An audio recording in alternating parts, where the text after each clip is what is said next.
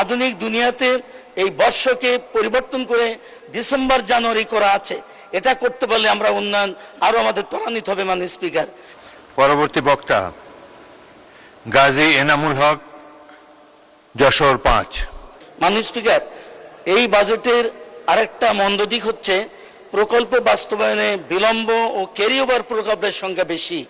আমরা 2026-27 অর্থ বছরে 377টি ক্যারিওভার প্রকল্প রয়েছে এবং ইন কনক্লুডিং এবং ক্যারিওভার মিলে মোট 780টি প্রকল্প শেষ হওয়ার কথা, কিন্তু পরিকল্পনা কমিশন মাত্র 231টি প্রকল্প 2026-27 অর্থ বছরে শেষ হতে পারে বলে চিহ্নিত করেছে।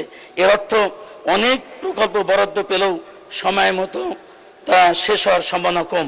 মাননীয় স্পিকার, আমার সময় ফুরিয়ে আসার কারণে আমি আপনার কাছে নিবেদন করব, আমি আমার প্রস্তাবনা এবং মূল্যায়নটা বলার জন্য ঘাটতি বাজেটের মধ্যে যেই এটাকে গুরুত্ব দেওয়া দরকার, যেমন স্থানীয় সরকার, পল্লী উন্নয়ন, শিল্প, অর্থনীতি সার্ভিস।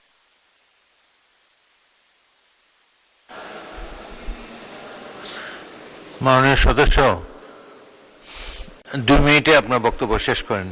কাটছাট করার কারণে স্থানীয় সরকার, পল্লী উন্নয়ন খাতে এবং গ্রামীণ অবকাঠামোর উন্নয়ন সেখানে ক্ষতিগ্রস্ত হবে এবং শিল্প, অর্থনীতি সার্ভিস এখানেও কমাবার কারণে এখানে বিনিয়োগ, উৎপাদন, কর্মসংস্থান সহায়ক কার্যক্রম দুর্বল হবে। বিজ্ঞান ও তথ্য প্রযুক্তি খাতে বরাদ্দ কম, ডিজিটাল রূপান্তর, উৎপাদন ভিত্তিক অর্থনীতির জন্য নেতিবাচক সংকেত। মাননীয় স্পিকার, সবচেয়ে বেশি সমস্যা এই বাজেটের সেটা হচ্ছে বাজেটে মানব উন্নয়নমুখী ও সামাজিক কথা বলা হলেও শিক্ষা, স্বাস্থ্য, সামাজিক নিরাপত্তায় বরাদ্দ বৃদ্ধি ইতিবাচক হলেও রাজস্ব আহরণ যদি লক্ষ্যমাত্রা অনুযায়ী না হয় তাহলে এই খাতের কার্যকর বাস্তবায়ন বাধাগ্রস্ত হয়ে যাবে। মাননীয় স্পিকার, ব্যাংক ঋণের ঝুঁকি।